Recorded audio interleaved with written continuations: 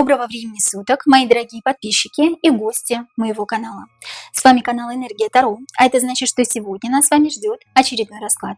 Перед тем, как мы начнем, хотела бы рассказать вам о нашем втором закрытом канале на Бусти. Слева сейчас появится QR-код, по которому вы можете перейти и за подписку всего в 299 рублей в месяц смотреть шоу-контент и те расклады, которых нет и не будет здесь на YouTube-канале, потому что YouTube их может заблокировать, друзья. Именно для этого существует второй закрытый канал на Бусти. И я благодарю всех тех подписчиков, которые с нами на Бусти уже с прошлого года. Вы помогаете нам становиться лучше. Ваши имена и ники сейчас появятся на ваших экранах. Спасибо вам, что вы есть у нас. Для тех, кому неудобен Бусти и кто не хочет там регистрироваться, есть закрытый телеграм-канал, куда вы можете попасть, написав мне в личные сообщения. Моя личка указана в комментариях под любым видео на канале Энергия Таро. Телеграм-канал включает в себя все те же самые видео, что и на Бусти, и подписка стоит 299 рублей в месяц. С одним лишь отличием: телеграм-канал отличается от Бусти тем, что не нужно там регистрироваться. Вы просто пишите мне, оплачиваете 299 рублей и попадаете на этот канал. Куда уж проще, друзья мои. Туда же в личку вы можете написать мне по вопросам личных раскладов, обрядов и обучения на картах Таро. Я обучаю индивидуально, и у меня есть два готовых курса. Курс «Безумной Луны» Патрика Валенса, именно сегодня эта колода у нас с вами играет, и курс «Триумф Луны» того же самого автора. Ну а сегодня мы с вами поговорим о Максиме Галкине. Максим Галкин – это человек, признанный инагентом в России, часто фигурирует в информационном поле со своей супругой Аллой Борисовной Пугачевой. И сейчас они уехали из Российской Федерации, потому что они против войны на Украине, против СВО. Но мы сегодня копнем поглубже, узнаем полностью человека под именем Максим Галкин, узнаем вообще его ли это имя и фамилия, узнаем его ориентацию, очень многих интересует, характеристику личности и действительно ли они с Аллой Борисовной против СВО.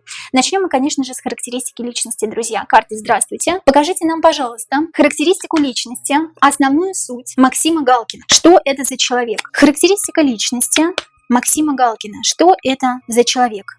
Карта тут жезлов. Жезлы — это всегда стремление к чему-то, очень целеустремленный человек, могу сказать сразу. Но туз — это младший аркан. И всегда, когда мы с вами говорим о младших арканах, я не устану это повторять, из расклада в расклад у нас есть древо Сефирот, древо жизни, на котором располагаются 22 старших аркана Таро. И вот если на характеристику личности выпадает младший аркан, это значит, что человек в своей жизни не проходит какие-то кармические задачи, или не прошел до сих пор, или не пройдет вообще. И в следующей жизни его ожидают те же самые задачи, какие есть и стоят перед ним сейчас. Что такое туз жезлов в интерпретации девиантной колоды? Мама держит своего ребенка, который вроде бы родился, но еще не вылупился из горохового стручка. Она все ждет, не дождется, когда же он станет, наконец, настоящим младенцем, когда она сможет его первый раз в жизни покормить своей грудью, когда первый раз в жизни он скажет «мама» и так далее. Но, друзья мои, этого не будет, потому что туз жезлов в данной девиантной колоде – это незаконченное начинание или начинание, не заканчивающееся успехом. По характеристике личности человек целеустремленный, безусловно, однако он либо мечтает и не ставит себе цели, либо он ставит себе цели, но их никогда не достигает. Все его цели постоянно сменяются. Хочу купить квартиру, квартиру не купил, хочу купить машину. Мечтаю о чем-то другом, о чем-то третьем, четвертом, и все за него кто-то делает. Или делают за него другие, или он делает сам, но не доделывает, или приходит не к тому результату, который бы он на самом деле хотел. Человек, безусловно, целеустремленный, да, добродетельный, добродушный, да, но тем не менее, человек семейный, кстати говоря, по этой карте семейный человек, человек очень любящий, уважающий свой род, свое семейное древо, и очень боится этот человек потерять свою семью, потерять своих детей, потерять свою супругу, да, даже если они находятся там не с Аллой Борисовной, не в супружеских отношениях, тем не менее, есть между ними какое-то родство, какая-то дружба вполне возможно, или привязанность, которую он боится потерять. Но, тем не менее, по карте туз жезлов человек, не достигающий своих целей или достигающий их не в том русле, в каком бы хотелось. Вот такая характеристика личности Максима Галкина, друзья.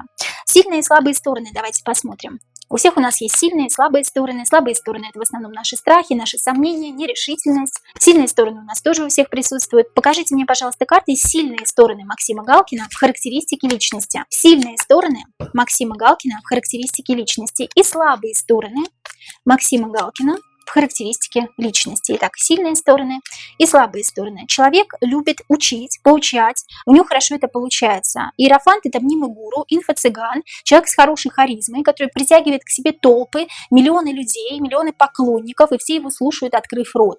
А это действительно человек, который может манипулировать другими людьми, но исключительно из своих корыстных целей. Это является его сильной стороной. Также сильной стороной, мы видим шахматную доску, является его острый ум, его мышление, его незаурядное мышление, я бы сказала, мудрость, не по годам мудрый, открытый человек к каким-то знаниям определенным и обладающий критическим мышлением.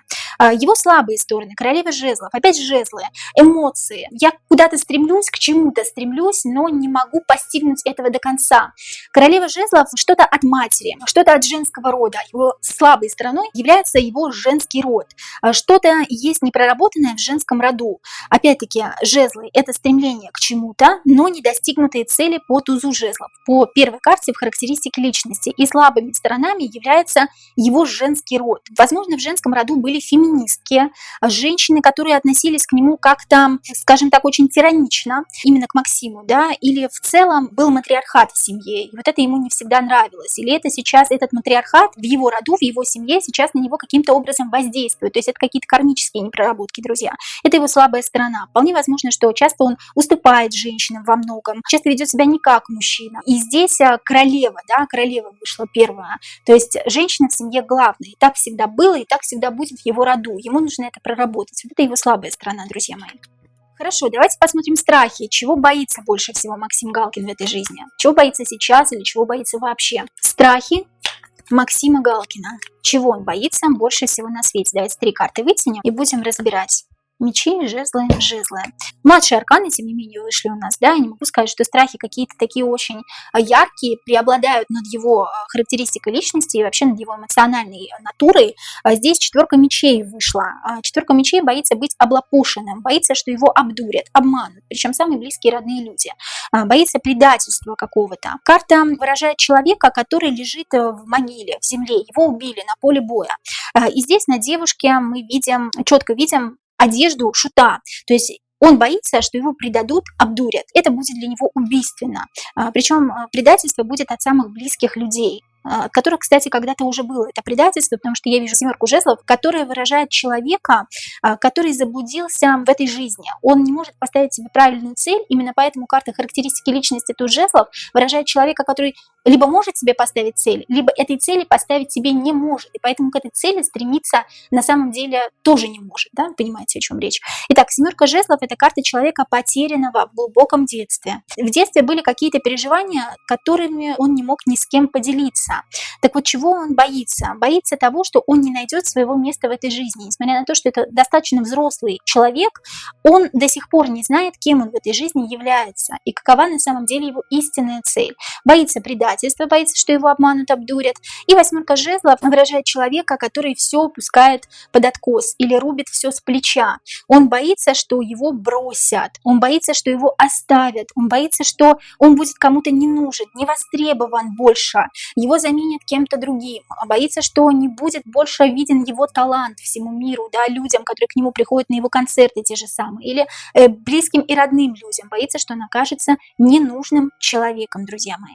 Вот здесь вот такие страхи. Тем не менее, страхи вышли у нас под младшими арканами. Это значит, что страхи не преобладают над его человеческой натурой. Друзья мои, следующий вопрос про психопатические расстройства личности Максима Галкина. Какие у Максима Галкина есть психопатические, психологические расстройства личности и есть ли они вообще? Психопатические расстройства личности Максима Галкина. Какие?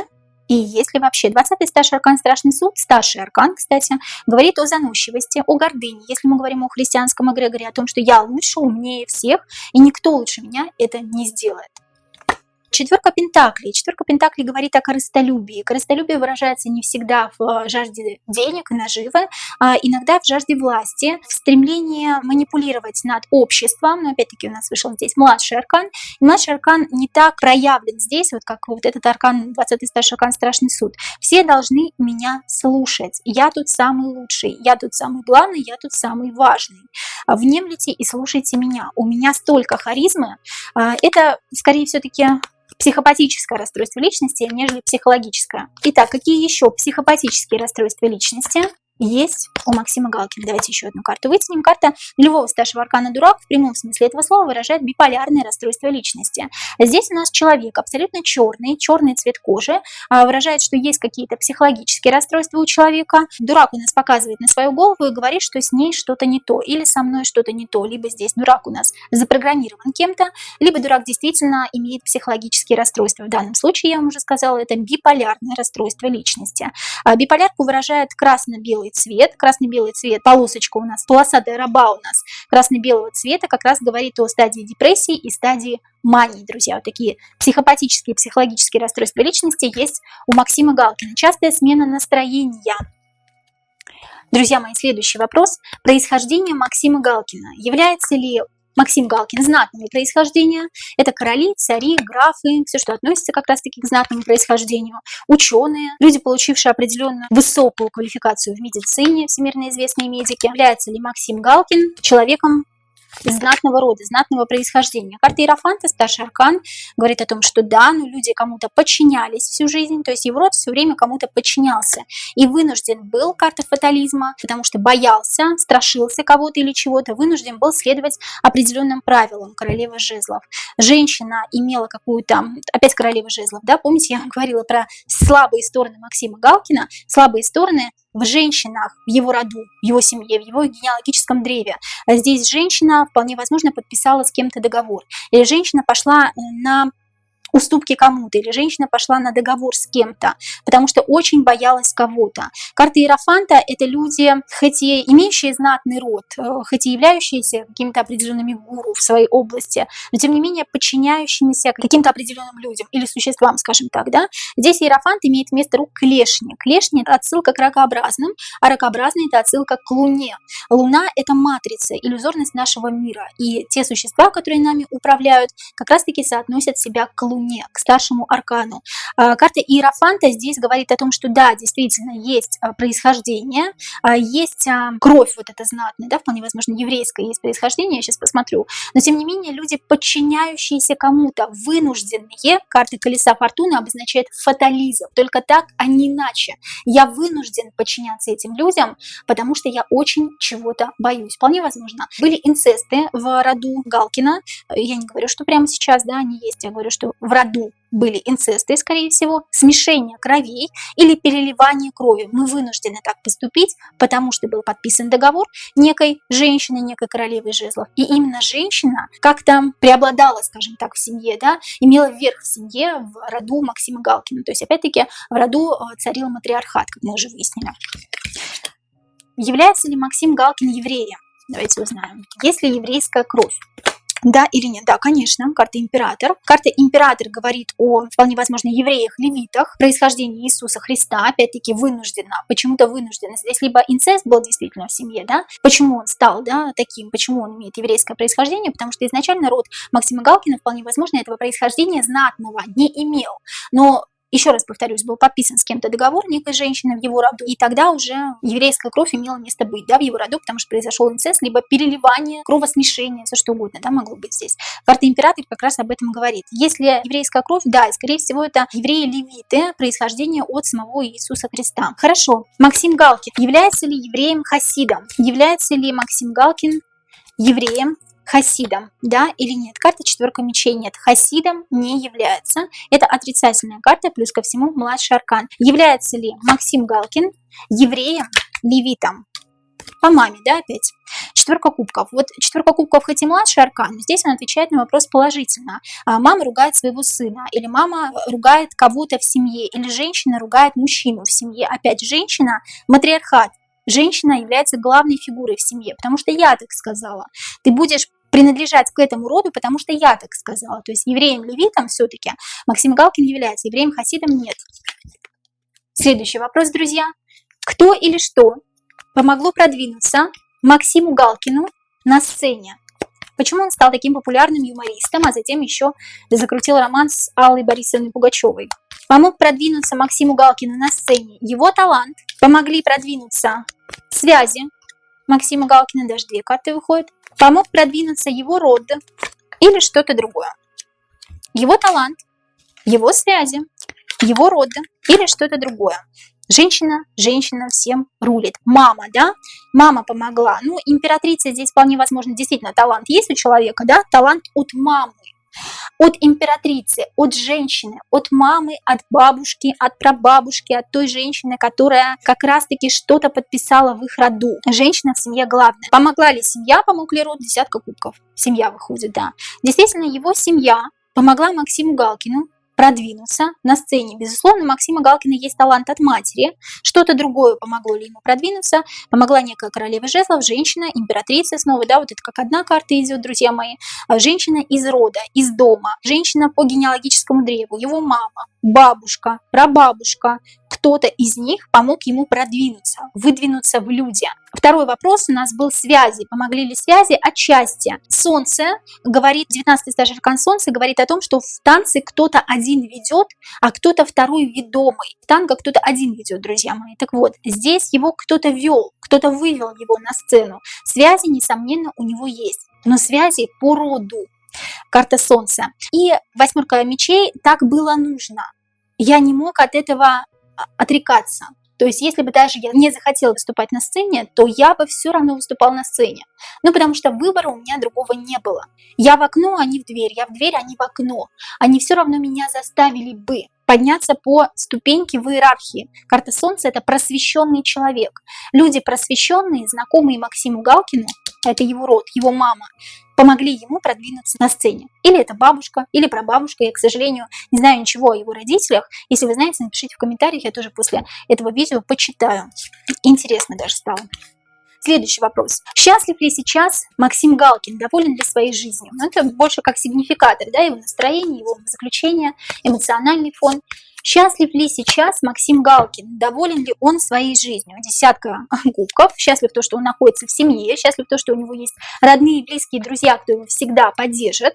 Несмотря на то, что он манипулируем кем-то, он вполне себе доволен своей жизнью. Десятка кубков – это переход во что-то новое. Либо он во что-то новое сейчас перейдет, либо что-то новое в его жизни в скором времени появится. Но он в целом доволен своей жизнью. Счастлив ли сейчас Максим Галкин? Доволен ли, что с ним происходит? Двойка пентаклей, и давайте еще одну карту вытянем. Не всегда, когда его просят подстроиться, то есть он не очень любит подстраиваться под кого-то, обучаться чему-то новому, а сейчас как раз-таки период обучения, то есть он чему-то новому обучается, возможно, изучает кабалу, кто его знает, да? Тройка пентаклей – это подстраивание под меня, ты под меня подстраивайся. Это манипулируемый полностью человек, я говорю про Галкина Максима, да? Ему не всегда нравится, что ему нужно подчиняться, что нужно удовлетворять чьи-то потребности. Ему в целом все нравится, в целом его все устраивает, но тем не менее хотелось бы лучше, потому что вышли, во-первых, все младшие арканы, а не одного старшего аркана, да, положительного. И тройка пентаклей говорит о том, что иногда он мухлюет. Двойка пентаклей говорит о том, что он мухлюет, иногда врет, о том, что он не всегда честен с теми людьми, которые его окружают. И да, вроде все хорошо, но хотелось бы, чтобы меня поменьше наставляли, поменьше давали мне какие-то напутствия, как маленькому ребенку. Я этого не люблю. Но приходится, друзья. Что делать? Физическое здоровье Максима Галкина. Давайте узнаем состояние его физического здоровья, что его беспокоит, может быть, не беспокоит, что его беспокоит на сегодняшний день. Физическое здоровье. Физическое здоровье Максима Галкина. Что его беспокоит? Проблемы с кровообращением, ЖКТ-система, репродуктивные органы, внутренние органы. Внутренние органы здесь может быть язва желудка, какие-то острые заболевания, острые боли. Нельзя кушать острого чего-то, да, семерка мечей. Но это все такие заболевания, которые не приводят к каким-то серьезным последствиям, друзья, ваши младшие арканы, которые просто беспокоят его. Физическое здоровье Максима Галкина. Что его беспокоит на сегодняшний день? Давайте еще одну карту вытянем. Да, какие-то острые боли, друзья мои. Это могут быть колики, язва, желудок, поджелудочная. Здесь вот все об этом говорит. И кровообращение, либо лимфатическая система, проблемы с ЖКТ и репродуктивными органами. Такие, которые можно вылечить, которые можно устранить. Но вполне возможно, человек либо не хочет ходить по врачам, либо не любит этим заниматься. Туз мечей, защищаюсь еще, да, защищаюсь от врачей или не люблю куда-то ходить. Ну вот не нравится мне это, да, не нравится мне заниматься собственным здоровьем, как-то несколько безответственно к этому подходит. Максим Галкин. Настоящее имя и фамилия. Максим Галкин. Это настоящее его имя и фамилия, да или нет? Уходит из горящего здания в новую жизнь. Шестерка мечей. Шестерка мечей говорит о том, что менял фамилию или имя. Ухожу от старого во что-то новое, на своих собственных мозгах, как на воздушном шаре. Потому что мне это нужно, важно, из моих личных корыстных интересов. Человек одет во все красное, это значит, есть какие-то корыстные интересы. Полная луна говорит о затуманенном рассудке или о том, что у человека есть какой-то хитрый план. Еще одну карту давайте вытянем, она сама упала. Карта императрицы. Императрица поменяла имя и фамилию. Снова это императрица, снова женщина, которая влияет на судьбу Максима Галкина. Все-таки сама хочу вытянуть еще одну карту. Императрица поменяла имя и фамилию маленького мальчика Максима Галкина. Максим Галкин. Настоящее имя и фамилия, да или нет? Нет, карта повешенной. Карта повешенной говорит о виктивности, о состоянии жертвы. Это психологическое состояние, когда человек подвержен какому-то чужому мнению, влиянию со стороны женщины. Женщина делает так, как хочет, а мне остается только смотреть на это и висеть вниз головой. Собственно говоря, нет. Максим Галкин – это измененное имя и фамилия. Состоит ли Галкин в обществе масонов? Состоит ли Максим Галкин в обществе масонов, да или нет? Состоит ли Максим Галкин в обществе сатанистов или других оккультных движений? Масоны, сатанисты, другие оккультные движения. Слушайте, мама здесь постаралась. Хорошо, какое место в масонской ложе по иерархии занимает Максим Галкин? Понятно, что мама привела. С детских лет. Почему с детских лет? У меня сразу здесь рядышком вышла семерка жезлов. Сатанистом он не является, но с детских лет, вот рядышком карта. Мама с детских лет привела. Я не вижу того, что я сам чего-то хотел и достигал в этой жизни. Кто-то постоянно за меня что-то делал. Понимаете, вот здесь вот об этом речи. Тут явно женская фигура рядом. Кем Максим Галкин является в масонской ложе? Какую ступень в иерархии он занимает? Неплохо. Король Пентаклей, хоть и не посвященный в 33-ю ступень масонства, это не император, да, и не человек с карты старших арканов, но тем не менее король Пентаклей это человек, который имеет какое-то свое влияние, свой определенный вес, но семерка Пентаклей человек, который слишком медлит или слишком что-то задерживает, или его постоянно приходится шевелить, чтобы он что-то делал, или он не приходит на какие-то собрания, или он ленится что-то сделать, понимаете, вот здесь вот что-то такое есть. Да, он занимает определенную ступень в иерархии благодаря своей маме или своей какой-то родственнице, или какой-то женщине, а вполне возможно это вообще Алла Борисовна, понимаете, сейчас вот императрица у меня сразу вот Алла Борисовна Пугачева почему-то. Вполне возможно, что мама начала, а Алла Борисовна это закончила, понимаете, и ведет его до сих пор по этой жизни. То есть он не самостоятельная фигура, еще раз повторюсь, да, король Пентаклей это младший аркан, это хоть и карта двора, но тем не менее это младший аркан. Его постоянно приходится заставлять что-то делать, потому что он не хочет этого делать, потому что ему просто лень, откровенно. Он занимается какими-то там своими вещами, вполне хотел бы себе вообще, вполне возможно, заниматься какими-то другими вещами, да, но его заставляют, потому что ты должен, ты уже состоишь в чем-то. А в оккультных других организациях он не состоит. Друзья мои, следующий вопрос. Почему Максим Галкин связал свою жизнь с Аллой Пугачевой? Это любовь. Максим Галкин и Алла Пугачева любят друг друга. Снова императрица. Да что ж такое? Максим Галкин и Алла Пугачева действительно любят друг друга. Императрица любит сама себя здесь. Король жезлов счастлив в этой семье. И есть дети, есть женщина, которая выше меня. Я к этому привык. В принципе, нормально. Нет здесь любви, я не вижу здесь кубков. Я вижу здесь императрицу, который всем командует и заведует, и король жезлов мягкий, добросердечный, нехарактерный, человек, который занимается детьми, вполне возможно, да, и любит детей действительно. Почему Максим Галкин связал свою жизнь с Аллой Пугачевой? Это было ему выгодно. Решение многих проблем. Когда я с этой женщиной, я могу решить многие свои проблемы, свои какие-то вопросы. Это было выгодно для Аллы Пугачевой быть с Максимом Галкиным. Она его чему-то учит и к чему-то ведет его. Выгодно ли Алле Пугачевой быть с Максимом Галкиным? Но они не спят вместе, они вполне возможно и не живут даже вместе, да? Карта паш кубков, карта мимикрии, подстраивания под общество, или он подстраивается под меня. Он подстраивается под меня, я его чему-то учу, я его к чему-то веду. Заставили ли Максима Галкина быть с Аллой Пугачевой? Конечно.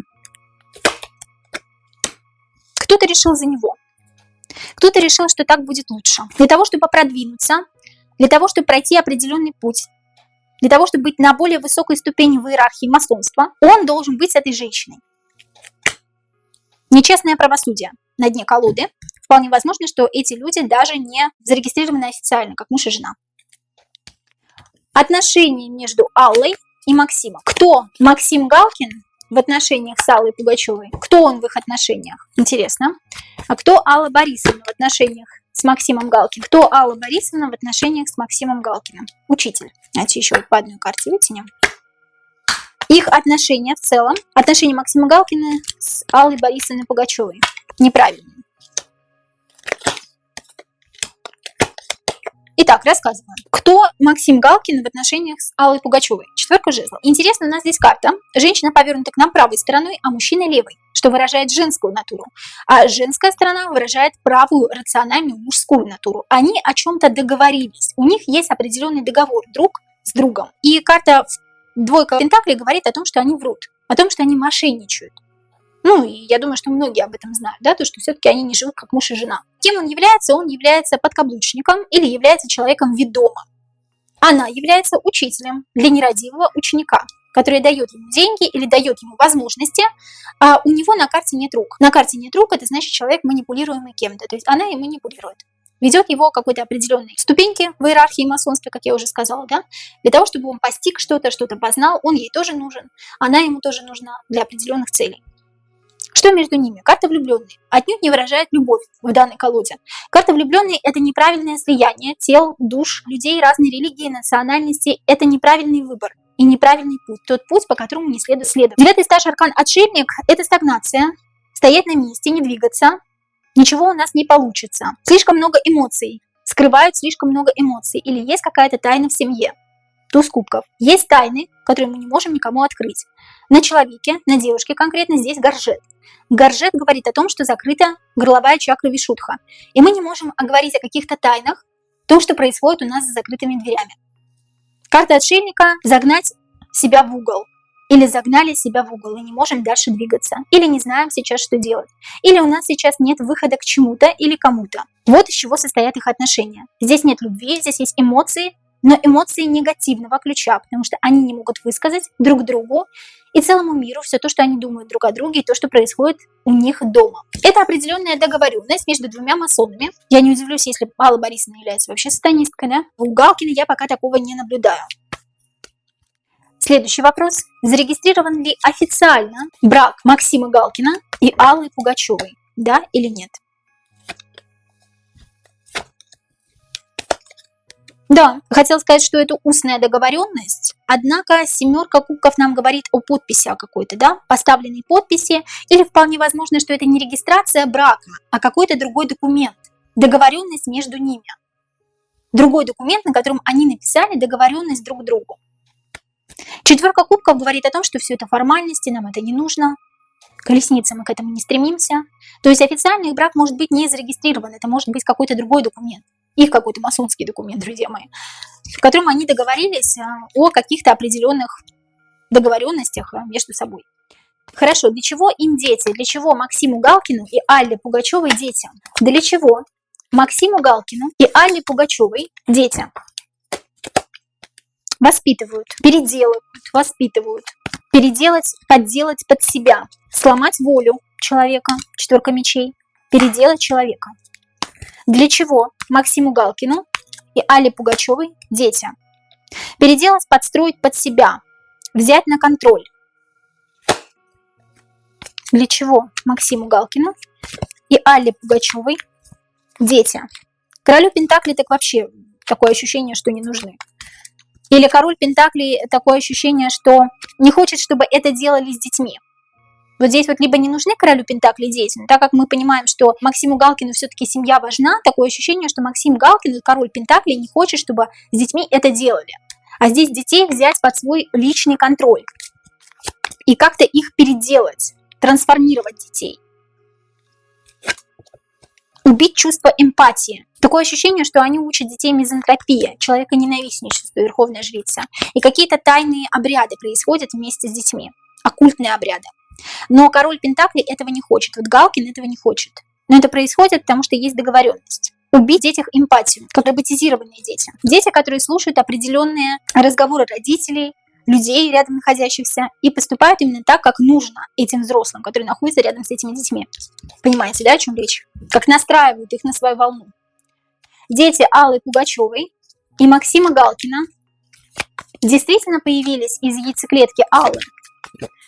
То есть это их родные, получается, дети биологически. Понятное дело, что рожала там какая-то женщина. Дети Аллы Пугачевой и Максима Галкина, родные дети, дурят людей. Карты дурак еще появились каким-то нехорошим способом, не тем способом, которым обычно появляются другие дети, нормальные дети, да, как зачали другим способом. Или зачали каким-то неправильным методом. Или что-то внедрили в голову детей тогда, когда они уже были зачаты. То есть они рождены именно с какой-то определенной программой. Карта дурака еще может говорить дурить народ. Народ видит не то, что им на самом деле кажется, не то, что видится. Я имею в виду обычный народ. Дети родные появились из яйцеклетки Аллы, да или нет? Что-то забрали у них. Что-то забрали или присвоили им какой-то определенный ген, какой-то ДНК неправильный у детей. Здесь что-то об этом говорится, друзья мои. Паж Пентаклей, карта ребенка, карта подростка или карта человека, сделанного из каких-то деталей. Сделал так, как мне нужно, вкрутил винтик так, как мне нужно. Запрограммированной системой уже при рождении, при зачатии. Четверка Пентаклей, отдать что-то или забрать что-то у детей, друзья мои. Здесь не то чтобы про родство, здесь неправильное зачатие этих детей. Кем в шоу-бизнесе являются Галкин и Пугачева? По иерархии, их иерархии, да, я имею в виду масонов, опять-таки, очень много у нас в шоу-бизнесе масонов, друзья мои, масонов, сатанистов. Кем в шоу-бизнесе сейчас является Максим Галкин? И кем является Алла Пугачева? Кем в шоу-бизнесе является Алла Пугачева? Алла Пугачева является тем, кто заключает договора или строит какие-то определенные планы. Десятка Пентаклей строит планы на новых людей, появляющихся в шоу-бизнесе. Или строила планы, да, то есть в России ее сейчас нет. Тем не менее, строит планы, как лучше сделать вот этим человеком, который как новенький-готовенький, новенький появился в шоу-бизнесе. Какую роль ему принять? Какой роли он достоин в шоу-бизнесе? Десятка. Десятка – это новое обновление человека. Или как человека программировать так, чтобы он работал на систему. То есть она принимает или принимала в этом активное участие. Карта туза мечей, карта защищаться. Очень много эмоций. Карта Максима Галкина. Защищаться от чего-то. Или держать дистанцию. Или находиться на своем месте. Так как выше я пока не могу прыгнуть, и я пока только учусь. Туз мечей – это карта активных действий. Действовать на сцене, развлекать публику. Человек-жертва. Туз мечей – человек-жертва, который защищается. У него за спиной стальные крылья, богатый опыт, негативный опыт. И ему ничего не остается, кроме как подчиняться системе. Человек, который подчиняется системе. Настоящее отношение Максима Галкина к СВО. Настоящее отношение Максима Галкина к СВО. Как он действительно относится к войне на Украине. Действительно, да, не нравится ему то, что происходит. Карта Верховной Жрицы ненавидит то, что происходит. Я хотела бы высказать все то, что у меня на душе на самом деле. А на душе очень больно, горько. Но я не могу до конца высказать все то, что я думаю. Потому что это тайна. Но скоро вы об этом узнаете. Настоящее отношение Аллы Пугачевой к СВО. Тут есть над чем подумать. Есть какие-то ростки, которые принесут мне в дальнейшем какую-то прибыль. То есть СВО принесет ей в дальнейшем каким образом какую-то прибыль. Карта Паж жезлов. Все только начинается у меня. Как на самом деле Алла Борисовна Пугачева относится к СВО? Это ростки чего-то. Неправильно, так нельзя относиться к этому. К войне так не относятся. То, что она врет, это очевидно. Это ей приносит какие-то плоды. СВО. Несмотря на то, что она сейчас говорит, то, что я против СВО, да, я против войны на Украине и так далее. Карта влюбленные сделала неправильный выбор. Или она на стороне чего-то неправильного. И вот они в этом конкурируют. Но не могут ничего поделать, потому что между ними заключен договор. Понимаете, да? А живут ли они вместе? Давайте посмотрим. Живут ли Максим Галкин и Алла Борисовна Пугачева вместе? В одном доме с детьми, как муж и жена? Живут ли Алла Борисовна Пугачева и Максим Галкин вместе? Не смогут ужиться. Не смогут ужиться вместе, потому что у них разные взгляды. Но они вынуждены вместе сотрудничать. Королева кубков. Женщина к нему с любовью в каком плане? В том плане с какой-то лестью. потому что он не нужен для чего-то. Как женщина его задабривает. То есть Алла Пугачева задабривает Максима Галкина. Потому что либо нужно что-то подписать, а он не хочет этого делать. Живут ли они вместе? Нет. Да, нужно что-то подписать. Ей что-то от него нужно, чтобы он подписал, а он не хочет этого делать или медлит. Но то, что они вместе не живут, это точно. У каждого есть какой-то свой любовник, любовь какая-то своя, да? А действительно ли Максиму Галкину и Алле Пугачевой запрещают приезжать в Россию? Нет, неправда. Все им дозволено, все им позволено. Их ждут с распростертыми объятиями, хочу сказать. Все это сделано для того, чтобы люди в это поверили. И это неправда, потому что они стоят на высшей ступени. 19-й стаж аркан Солнца. 19-й стаж аркан Солнца еще говорит, что им кто-то приказал пока быть в тени. Тот, кто ими управляет. И есть Солнце, которое управляет двумя людьми. И два человека пока скрылись, потому что им так сказали. Потому что сейчас невыгодно то, что эти двое будут появляться в медийном пространстве, в Российской Федерации, я имею в виду. Ну так запланировано, такой сценарий, такой сюжет. Карта влюбленные, карта выбора. Двум людям пока невыгодно появляться в медийном пространстве. Но это все обман. Вернутся ли в Россию Максим Галкин и Алла Пугачева, да или нет? Женщина точно вернется. Вернутся ли в Россию Максим Галкин и Алла Пугачева? Вернутся. Снова все будет так, как прежде. 10-й стаж аркан Колесо Фортуны. 10-й стаж аркан Колесо Фортуны еще говорит о фатализме для императрицы. Фатализм для императрицы – это смерть. И императрица может вернуться на землю уже в гробу, скажем так, да? То есть не живой. Здесь вот такие страшные моменты еще могут быть. Вернется ли в Россию Максим Галкин? Нулевой стаж аркана Дурак говорит, что да, но вернется с каким-то посылом. Неправильно. Тот посыл, который может его угробить в Российской Федерации. Что-то скажет, как-то выскажется неправильно. Что-то сделает, что вполне может противоречить законам Российской Федерации. И вообще он может сказать что-то не то, да? Против себя как-то. Вернется ли в Россию Максим Галкин?